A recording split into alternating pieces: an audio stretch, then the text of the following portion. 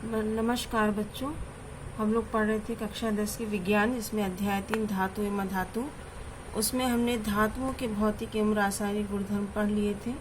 आज की वीडियो में हम पढ़ेंगे अधातुओं के भौतिक एवं रासायनिक गुणधर्म। तो स्टार्ट करते हैं। सबसे पहले अधातुओं के भौतिक गुणधर्म। भौतिक गुणधर्म जैसे मैंने बताया था, उनको कहते हैं जिसको हम देख कर, छू कर या अनुभव करके पता कर सकते हैं। तो पहला इसका भौतिक गुण है कि अधातुएं भंगुर होती हैं। भंगुर का मतलब क्या होता है कि अर्थात उनको हथौड़े से अगर पीटा जाए तो उनके छोटे छोटे टुकड़े में टूट जाते हैं। जैसे कोयला है, कोयले को यदि हथौड़े से पीटा जाए तो वो छोटे छोटे टुकड़ों में टूट जाता है। तो इस गुण को कहते हैं भंगुरता का गुण। तो सभी अधातुएं भंगुर होती हैं। दूसरा है कि अधातुएं तन्य नहीं होती, मतलब उनके तार नहीं बनाए जा सकते। जैसे कि धातुओं के तार बनाए जा सकते हैं, अर्थात वो तन्य होती हैं।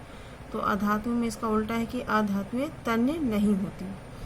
अधातुएं ऊष्मा की कुचालक होती हैं, अर्थात इनके एक सिरे पर यदि ऊष्मा दी जाए तो दूसरे सिरे पर ऊष्मा का प्रवाह नहीं होता। अधातुएं विद्युत की कुचालक होती है, जैसे लकड़ी है, प्लास्टिक है, ये सब अधातुएं हैं, इनमें विद्युत का चालन नहीं होता। अधातुओं में कोई विशेष चमक नहीं होती, परंतु आयोडीन चमकीला होता है। सभी अधातुओं में कोई विशेष चमक नहीं होती। धातु में जैसे विशेष चमक होती है, लेकिन अधातुओं में ऐसी कोई विशेष चमक नहीं होती। लेकिन एक अधातु है आयोडीन, जो कि चमकीली है, और ये इसका अपवाद है। अगला है कि अधातुओं के गलनांक एवं क्वथनांक कम होते हैं, मतलब ये कम ताप पर ही गल जाते हैं और कम ताप पर ही पिघल भी जाते हैं। अधिकतर ठोस अधातुएं बहुत मुलायम होती हैं, मतलब जितनी भी ठोस अधातुएं हैं, अधातुएं ठोस और गैस अवस्था में पाई जाती है। केवल एक अधातु जो है ब्रोमीन, जो है द्रव अवस्था में पाई जाती है। तो जितनी भी ठोस अधातुएं होती हैं वो मुलायम होती हैं, मतलब बहुत ज़्यादा कठोर नहीं होती। केवल एक अधातु कार्बन, जो हीरे के रूप में होती है, बहुत ही कठोर होती है। मतलब प्रकृति का सबसे कठोर पदार्थ जो होता है हीरा होता है, और ये कार्बन का बना होता है। कार्बन एक अधातु है। तो ये अपवाद है कि कार्बन का एक प्रकार जो है हीरा, जो है सबसे कठोर होता है, अन्य सभी अधातुएं मुलायम होती हैं। अगला है कि अधातुएं कमरे के ताप पर ठोस या गैस के रूप में होती हैं। केवल ब्रोमीन द्रव होती है, मतलब सभी अधातु या तो ठोस होती हैं या द्रव होती हैं। केवल ब्रोमीन एक ऐसी अधातु है जो कि द्रव अवस्था में पाई जाती है। तो ये थे धातुओं के भौतिक गुण। अब इसके बाद आता है धातुओं के रासायनिक गुण। तो पहला रासायनिक गुण है इसका ऑक्सीजन के साथ अभिक्रिया, अर्थात इसका दहन, मतलब इसको जलाने पर क्या होता है। ऑक्सीजन के साथ अभिक्रिया का मतलब होता है जलाना, दहन करना। तो देखिए, अधातुएं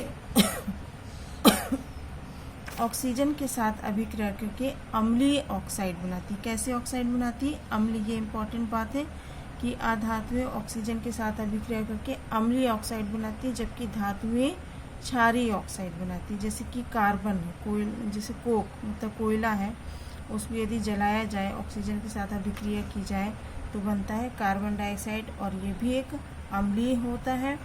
सल्फर की ऑक्सीजन के साथ अभिक्रिया होने पर सल्फर डाइऑक्साइड होता है।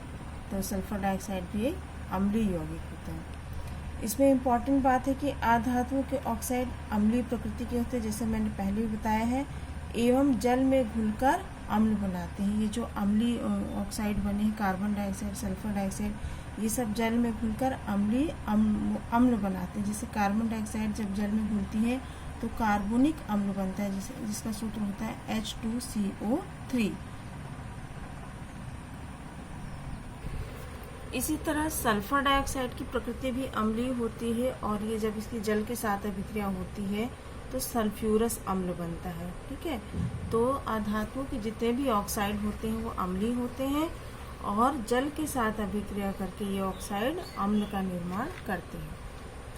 अगला है कि अम्लों के साथ अभिक्रिया। अधातुएं सांद्र सल्फ्यूरिक अम्ल व सांद्र नाइट्रिक अम्ल के साथ अभिक्रिया करती हैं। जैसे हमने धातुओं में पढ़ा था कि धातुएं तनु अम्लों के साथ अभिक्रिया करके हाइड्रोजन गैस मुक्त करती हैं। तो अधातुएं सांद्र सल्फ्यूरिक अम्ल व सांद्र नाइट्रिक अम्ल के साथ अभिक्रिया करती हैं। जैसे कि सल्फर की अभिक्रिया जब सांद्र सल्फ्यूरिक अम्ल से होती है, सांद्र का मतलब होता है गाढ़ा, जिसमें अम्ल की मात्रा ज़्यादा हो और पानी की मात्रा कम हो। तो ये सल्फर डाइऑक्साइड गैस बनाती हैं और जल का निर्माण करती हैं। इसी तरह सल्फर की अभिक्रिया जब नाइट्रिक अम्ल मतलब HNO3 के साथ होती है तो ये सल्फ्यूरिक अम्ल नाइट्रोजन डाइऑक्साइड और जल का निर्माण करती है। अगला है कि क्लोरीन के साथ अभिक्रिया। अधातुएं क्लोरीन के साथ अभिक्रिया करके क्लोराइड बनाती हैं। क्या बनाती हैं? क्लोराइड। जैसे फास्फोरस की अभिक्रिया जब क्लोरीन से होती है तो फास्फोरस पेंटाक्लोराइड बनता है। इस अभिक्रिया को अच्छे से याद कर लीजिएगा क्योंकि एग्जाम में आता है कि फास्फोरस के साथ क्लोरीन के साथ अभिक्रिया को लिखिए या निम्नलिखित अभिक्रिया को पूरा कीजिए। तो फास्फोरस का सूत्र होता है P, तो 2P + 5Cl2। जब इसको गर्म किया जाता है तो दोनों में अभिक्रिया होकर फास्फोरस पेंटाक्लोराइड बनता है। पेंटा का मतलब होता है 5। यहाँ देखिए क्लोरीन के 5 परमाणु हैं, इसलिए इसे पेंटाक्लोराइड कहते हैं।